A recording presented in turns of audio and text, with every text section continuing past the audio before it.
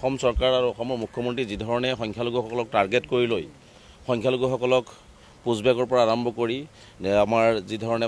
ভাৰতীয় নাগৰিকৰ ওপৰত অত্যাচাৰ আৰু বিশেষকৈ শেহতীয়াভাৱে উচ্ছেদৰ নামত যি এটা অবৰ্ণনীয় পৰিৱেশ সৃষ্টি কৰি মানুহৰ মাজত যি এটা ত্ৰাস সৃষ্টি কৰিছে আৰু মানুহক যি অন্যায় কৰিছে এই কথাবৰ্তাবিলাক আজি আমি লিখিত আকাৰে আমি খুব ভালদৰে ৰাজ্যপাল ডাঙৰীয়াক আমি বুজাইছোঁ যে আমি প্ৰকৃত যিসকল ভাৰতীয় নাগৰিক যিসকলে গৰাখহনীয়া পীড়িত লোক তেওঁলোকক সংস্থাপনৰ আমি দাবী উত্থাপন কৰিছোঁ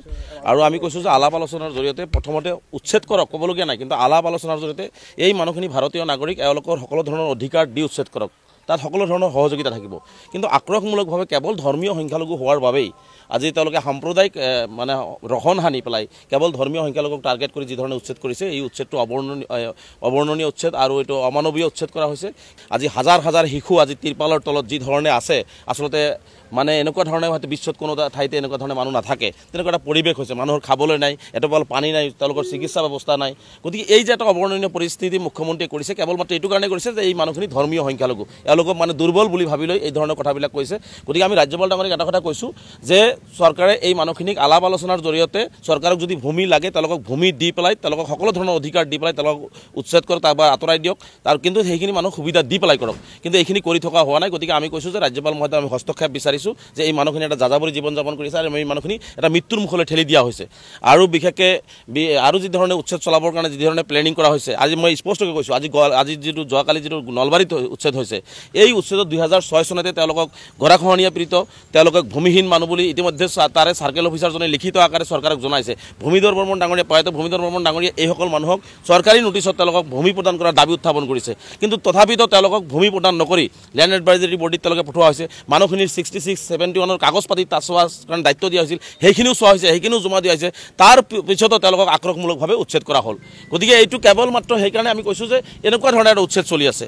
আজি এই লখিমপুৰত আজি কবৰস্থানটোকো আজি মানুহ য'ত মৃত্যু হৈ আছে মৃত্যু হোৱাৰ পিছত মানুহে কবৰস্থানত থাকিছে সেই কবৰস্থানটো তেওঁলোকে ভাঙি দিয়াৰ কাৰণে মানে চেষ্টা চলাই আছে গতিকে আমি এনেকুৱা এটা পৰিৱেশৰ মাজত আমাৰ সংখ্যালঘু ৰাইজক পেলাই দিয়া হৈছে গতিকে আমি সংখ্যালঘু ৰাইজ এতিয়া মানে খুব আতংকিত হৈ আছোঁ সংখ্যালঘু ৰাইজ এতিয়া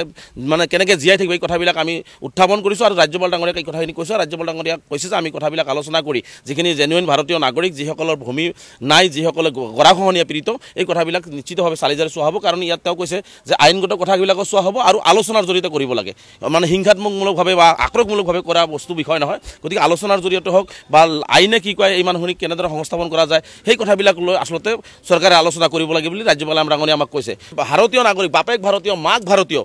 আজি বহু মানুহক আজি তেওঁলোকে ক'ত লৈ গ'ল কেনেকৈ লৈ গ'ল বাংলাদেশত পুছবেক কৰা বুলি কয় বাংলাদেশতো নাই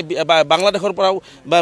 লোৱা হোৱা নাই বুলি ইতিমধ্যে আমি সংবাদ মাধ্যমত দেখিছোঁ গতিকে সেই মানুহখিনি আজি ক'ত গৈছে সেই পৰিয়ালৰ মাক দেউতাক আজি তেওঁলোকৰ পৰিয়ালৰ মানুহ বিচাৰি হাহাকাৰ কৰিছে সেইখিনি মানুহ তেওঁলোকে ক'ত ৰাখিছে 2 মানুহ কোৰ্টত যোৱাৰ পিছত তেওঁলোকে কয় যে তেওঁলোকক হোল্ডিং কেম্প কোকৰাঝাৰত ৰখা হৈছে বাকী মানুহবিলাকক ক'ত ৰখা হ'ল এই যে পুছবেকৰ নামত বাংলাদেশী খেদাৰ নামতো যে অসম চৰকাৰে এটা নাটক ৰচনা কৰিলে কাৰণ দিনক দিনে এটাৰ পিছত এটা চৰকাৰখনে কেৱল মাত্ৰ এটাৰ পিছত এটা নাটক সৃষ্টি কৰি আছে অসমত আৰু ইয়াৰ নাটকৰ মানে মূল হাৰাশাস্তিৰ সন্মুখীন হৈছে ধৰ্মীয় সংখ্যালঘুসকল গতিকে এই যে বাংলাদেশী বিচৰাৰ নামত বাংলাদেশী খেদাৰ নামতো যি ধৰণে এটা নাটক ৰচনা কৰিছে এইটো বন্ধ হ'ব লাগে আমি স্পষ্টকৈ কৈছোঁ 71 চনৰ আগৰ প্ৰতিজন ভাৰতীয় নাগৰিক সুৰক্ষিত থাকিব লাগিব যিসকলৰ নাম NRCত আহিছে বা যিসকলৰ নাম NRCত অহা নাই তেওঁলোকক ৰিজেকশ্যন স্লিপ দি কামবিলাক আৰম্ভ কৰক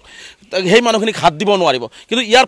পিছত যিসকল মানুহ আছে তেওঁলোকক বাংলাদেশৰ লগত নেপালৰ লগত ভূটানৰ লগত আৰু কাৰোবাৰ লগত আলাপ আলোচনা কৰি আইনগতভাৱে তেওঁলোকক বহিষ্কাৰ কৰক আমাৰ সহযোগিতা থাকিব কিন্তু এনেকুৱা ধৰণে যদি অমানৱীয়ভাৱে ভাৰতীয় নাগৰিকক 14 পুৰুষ ভাৰতীয় নাগৰিক সেইসকল মানুহক খেদি পঠিওৱাৰ যদি চক্ৰান্ত কৰা হয় কিন্তু পৰিস্থিতি